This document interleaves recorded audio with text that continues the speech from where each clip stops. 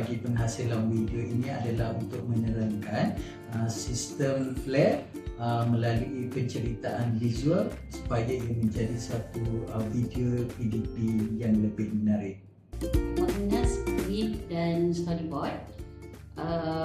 Proses pembangunan storyboard ni bermula dengan penyediaan bahan idea daripada kawan-kawan, dan kami telah menggunakan ChatGPT untuk penghasilan storyboard, termasuk narrator, babak semasa pembikinan lah.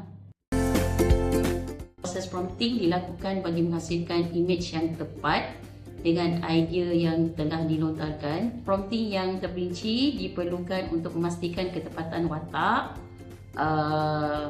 layar, suasana, cahaya dan latar belakang yang konsisten lah antara satu scene dengan satu scene. Image ataupun watak utama bagi perencanaan video AI ini adalah seorang kanak-kanak berusia 8 tahun bernama Amir serta ibunya.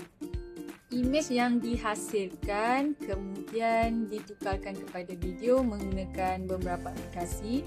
Kami menggunakan Flow AI, Kling AI, Gemini dan juga Veo. Pelbagai pergerakan kamera, animasi dan kesan sinematik ditambah untuk menghasilkan video yang lebih realistik dan menarik.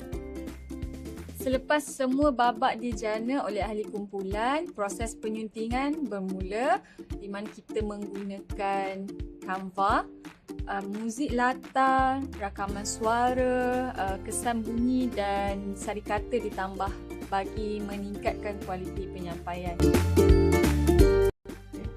Antara cabaran yang kami hadapi semasa pembikinan video ini adalah salah satunya kita nak hasilkan konsistensi terhadap watak yang kami buatlah, di mana proses untuk dapatkan watak yang sama untuk bagi setiap babak ataupun storyboard tu sangatlah susah kerana memerlukan proses penghasilan prompt yang bagi saya begitu teliti supaya setiap babak tu mempunyai karakter yang sama dan konsisten.